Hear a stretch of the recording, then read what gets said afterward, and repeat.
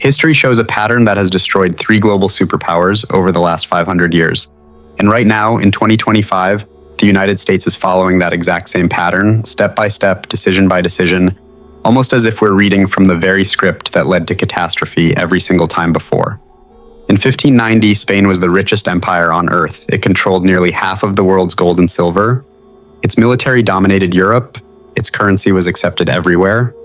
Within 80 years, Spain was bankrupt, reduced to a second-rate power that never recovered. In 1914, Britain ruled the largest empire in human history. The sun never set on British territory. The pound sterling was the global reserve currency. Within 40 years, the empire was gone. The currency collapsed. Britain became America's junior partner. In 1991, the Soviet Union stood as the other global superpower. Nuclear weapons, worldwide influence, satellites circling the planet. It ceased to exist in 900 days, not because of war, but because of economic implosion. 3 times, 3 superpowers, 3 total collapses, all following the exact same sequence. And here's the part that should terrify you. The United States has already completed 5 of the 7 stages. We're not approaching the pattern. We're deep inside it. This is the story of how empires die, why they always believe they're different, and why the math says we're next.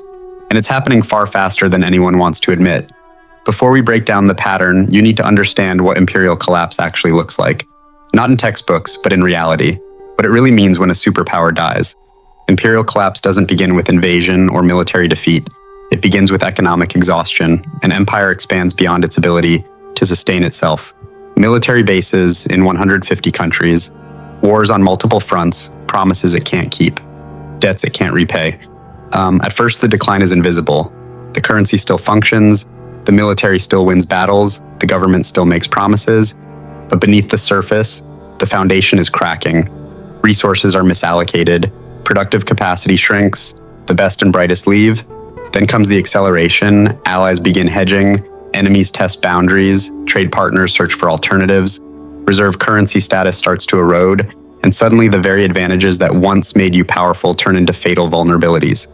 Your currency, once demanded by everyone, comes flooding back home. Your globally stretched military becomes unsustainable.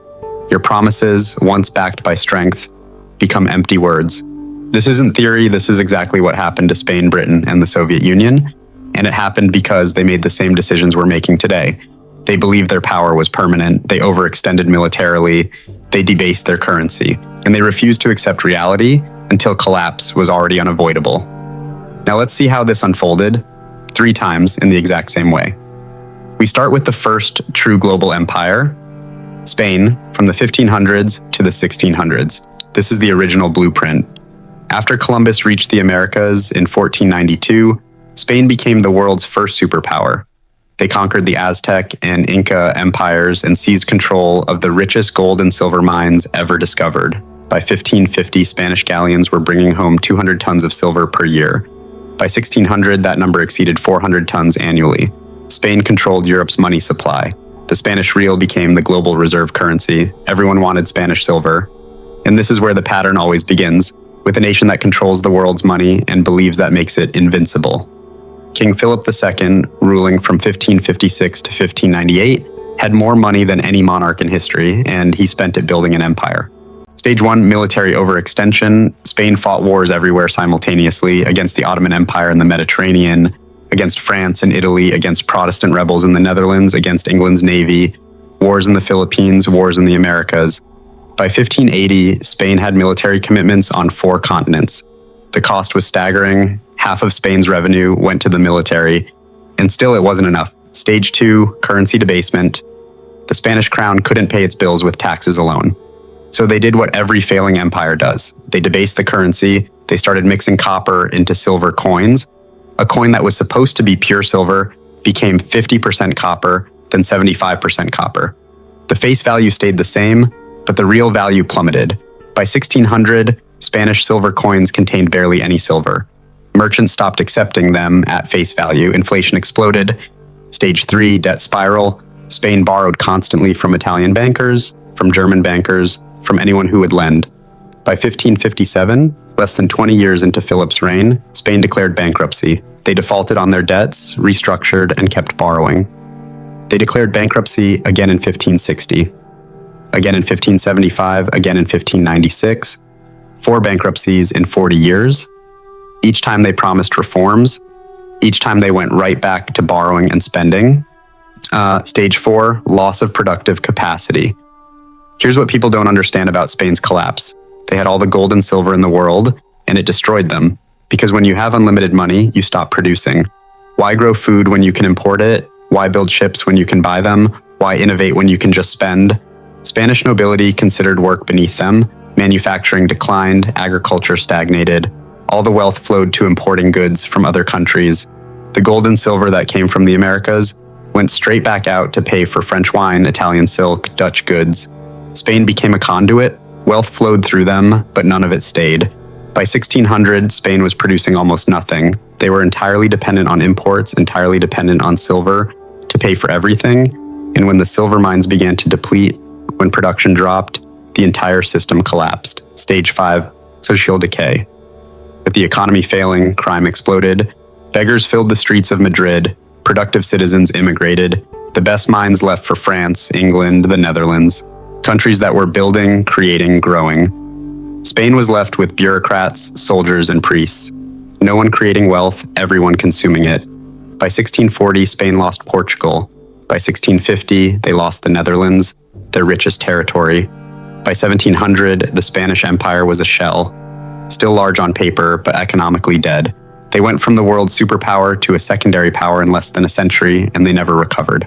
Spain today is a regional European country, pleasant, cultured, but irrelevant on the world stage. The descendants of the conquistadors are a tourist destination. That's what imperial collapse looks like. Let's jump forward 300 years. Britain 1900s, the empire where the sun never set. At its peak, Britain controlled 25% of the world's land surface, 400 million subjects.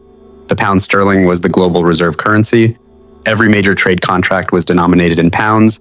Every central bank held British bonds. London was the financial center of the world. And just like Spain 300 years earlier, they believed it was permanent, but they were already following the pattern. Stage 1, military overextension. By 1900, Britain had military commitments everywhere. India, Africa, the Middle East, China, the Pacific, the Caribbean. They had to defend territory on 6 continents. The cost was enormous. And when World War I started in 1914, Britain faced a choice. Stay neutral and let Europe destroy itself, or jump in and bankrupt the empire to win. They chose to fight. World War I cost Britain over $40 billion. That's $1 trillion in today's money. They borrowed from everyone, mostly from the United States. By 1918, Britain owed America billions. The creditor had become the debtor, but they'd won the war. They kept the empire. They thought they could rebuild. They were wrong. Stage 2, currency debasement. The pound sterling was supposed to be backed by gold, but the war had drained Britain's gold reserves. They'd shipped gold to America to pay for weapons, food, supplies. By 1920, Britain's gold reserves were half of what they had been in 1914. But they tried to maintain the pound's value anyway. They went back on the gold standard at the pre-war rate in 1925. The problem? The pound was overvalued. British exports became too expensive. Manufacturing declined, unemployment rose, and the government had to keep interest rates high to defend the currency. This destroyed the domestic economy. By 1931, they couldn't hold it anymore. Britain abandoned the gold standard. The pound lost 25% of its value overnight. The global reserve currency had just admitted it couldn't keep its promises. Stage 3, debt spiral. Britain never recovered from World War I debt. And then World War II started. Another $120 billion in costs, more borrowing from America. By 1945, Britain owed the United States and Canada over $30 billion more than Britain's entire GDP. The war was won, but the empire was finished. They couldn't defend it anymore, couldn't afford it, couldn't maintain it. Stage 4, loss of empire. In 1947, Britain gave up India, the crown jewel and source of wealth for 200 years. Over the next 20 years, they lost everything: Africa, Middle East, Southeast Asia, the Caribbean. By 1970, the British Empire existed only in history books. Stage 5, currency collapse. The pound kept falling. In 1940, 1 pound equaled $403. By 1950, $280. By 1970, $240. By 1980, 2-pound coins were $30, today $27. The global reserve currency became a regional currency.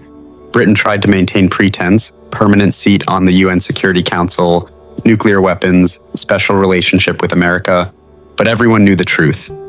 They were a former power, a museum of what used to be great. The empire was gone and it never came back. Now let's look at the most recent example, the Soviet Union, 1945 to 1991. After World War II, the USSR emerged as a superpower. Nuclear weapons, massive military control over Eastern Europe, satellites in space, and they believed they were the future. Communism would bury capitalism. The Soviet model would dominate. For 45 years, they competed with America, matched us militarily, built more tanks, more missiles, more troops. But beneath the surface, the economy was dying. Stage 1, military overextension. The Soviet Union spent 15 to 20% of GDP on the military. That's triple what America spent. They had to match American technology, American reach, American alliances, but their economy was a fraction of the size. Propping up Cuba, supporting Syria, Vietnam, North Korea, Angola, Ethiopia. Everywhere America had influence, they had to counter. The cost was unsustainable. Stage 2, economic stagnation. The Soviet economy stopped growing in the 1970s. Oil revenue kept them afloat, but nothing else worked. Factories produced junk, farms failed, technology fell decades behind. By the 1980s, the Soviet Union was importing grain. A country with some of the best farmland on earth couldn't feed itself. Why? Because central planning doesn't work, because innovation dies under control, because no one produces when there's no incentive. Stage 3, currency collapse. The ruble was never a real currency. It couldn't be exchanged internationally. Even Soviet citizens didn't trust it. They used dollars when they could get them. The government had to buy foreign goods with gold and oil because nobody wanted rubles. By 1985, oil prices dropped. Soviet gold reserves were depleting. They were running out of real money. Stage 4, loss of empire. In 1989, the Berlin Wall fell. Eastern Europe left. Poland, Hungary, Czechoslovakia, Romania, East Germany, gone in a year. The satellites that gave the Soviet Union strategic depth vanished. The Soviet government couldn't stop it. They were broke. Stage 5, complete collapse. On December 26, 1991, the Soviet Union ceased to exist. 900 days from Berlin Wall to complete dissolution. No war, no invasion, just economic implosion. The military couldn't be paid, the government couldn't function, the ruble became worthless. A superpower with 30,000 nuclear weapons collapsed from internal economic failure. The pattern played out again: overextension, currency failure, debt, loss of empire, collapse. And here's what should keep you awake at night. The United States is following the exact same pattern. Stage by stage, let me show you stage 1, military overextension. The United States has over 750 military bases in 80 countries. We have troops in 150 countries. We're committed to defending Europe through NATO, defending Japan, South Korea, the Philippines, fighting in the Middle East, countering China, countering Russia. Our military budget is $850 billion annually, more than the next 10 countries combined, and it's not enough. We're stretched thin, equipment is aging, recruitment is down, and we have commitments we can't fulfill. If China invades Taiwan, if Russia pushes into NATO territory, if Iran closes the Persian Gulf, we can't respond to all of it simultaneously. We're overextended, just like Spain, just like Britain, just like the USSR. Check stage 2 currency debasement. And in 1971, Nixon closed the gold window. The dollar became pure fiat currency. Since 2000, the money supply has increased 400%. Since 2020, we've printed over $6 trillion. The dollar has lost 98% of its purchasing power since 1971. We're not mixing copper into silver coins. We're just printing unlimited paper. The mechanism is different. The result is the same. Debasement check, stage 3, debt spiral. The United States owes $36 trillion. That's 120% of GDP. Interest payments alone are approaching $1 trillion per year. We're spending more on interest than on defense. We run deficits every year, $1.8 trillion in 2024 in a growing economy. During peacetime, we borrow to pay interest on previous borrowing. So that's the definition of a debt spiral. Spain defaulted 4 times. Britain borrowed until it collapsed. The USSR ran out of money. We're on the same path. Check. Stage 4, loss of productive capacity. America doesn't make things anymore. We design, we finance, we consume, but we don't produce. Our manufacturing base has been gutted, shipped to China, Mexico, Vietnam. We import 800 billion more than we export annually. We're dependent on foreign supply chains for everything: medicine, electronics, steel, even military components. Just like Spain became dependent on imports, while the silver flowed out, we're dependent on imports while dollars flow out.